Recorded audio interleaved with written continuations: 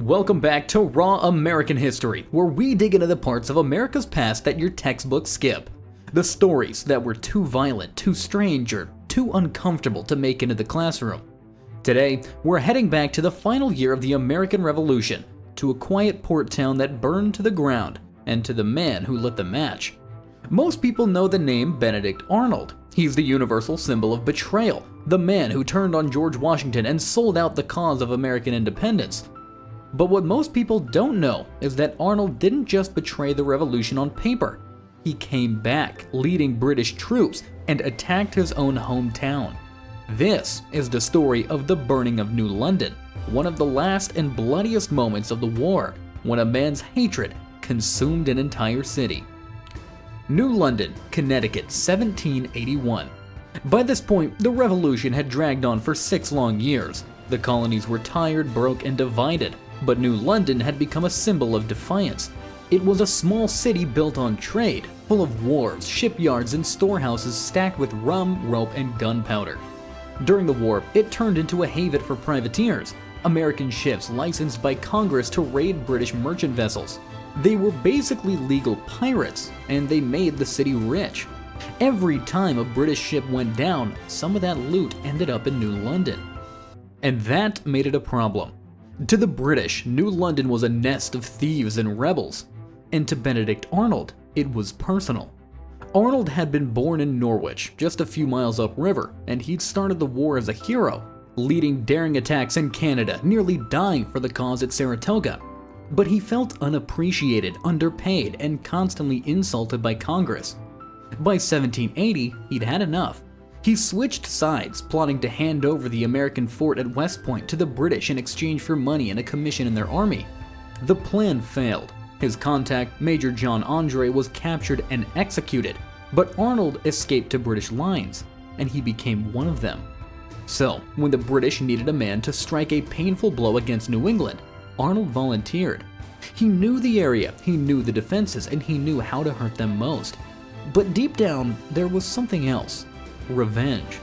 Arnold wanted to punish the people who, in his mind, had turned their backs on him.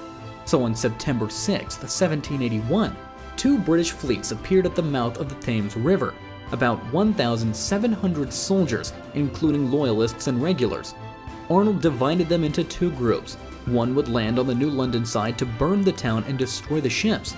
The other, under Lieutenant Colonel Edmund Erie, would cross the river and attack Fort Griswold in Groton, where a small militia garrison stood guard. New London wasn't prepared.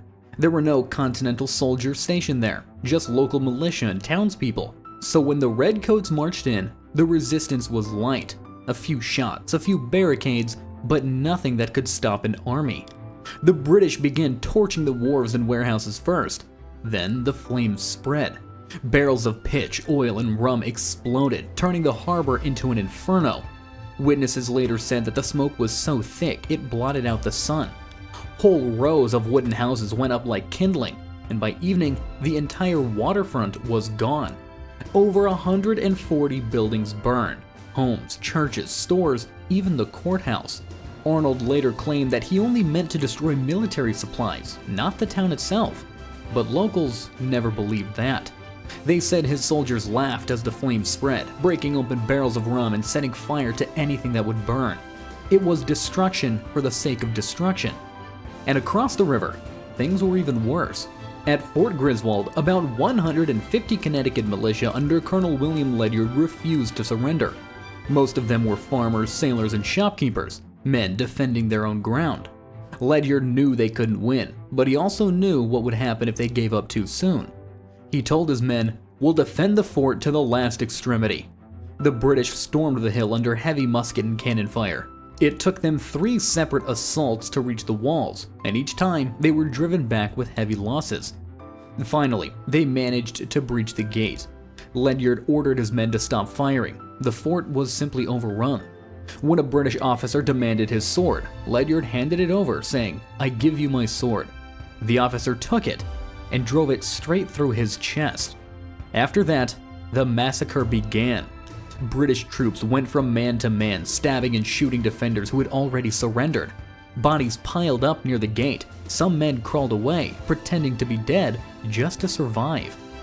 By the time it was over, nearly 80 Americans were killed, more than half the fort's defenders. Almost every survivor was wounded.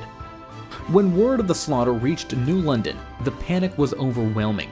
Families fled into the countryside, hiding in barns and woods as their town burned behind them. The heat was so intense that ships anchored offshore caught fire. By nightfall, the harbor glowed red, and Arnold's men looted what they could, then withdrew back to their own ships. By the next morning, New London was a ruin. The streets were littered with charred debris and bodies, and for weeks the air stank of smoke and death. The survivors began burying the dead at Groton Heights, marking the graves with rough wooden crosses.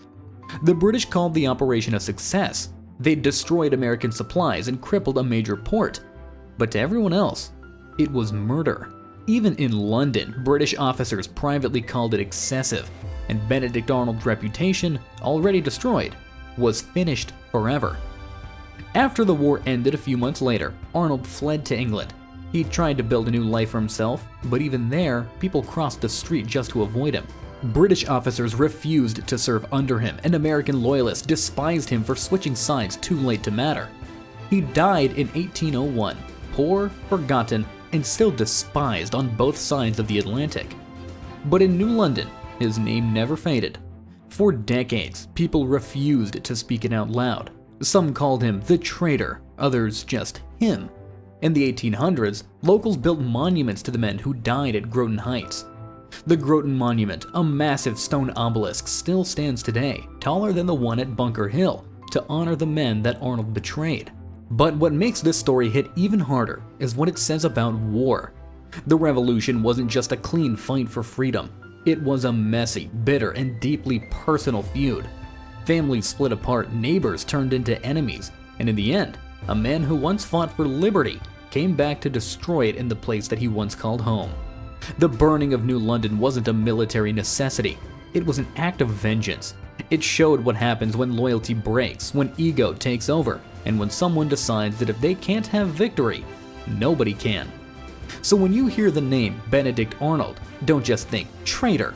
Think of the smoke rising over New London, the screams from Fort Griswold, and the people who watched everything they loved burn because of one man's bitterness. That's the kind of story that doesn't make it into your school history book, but it is what really happened, and it's exactly why we tell it here.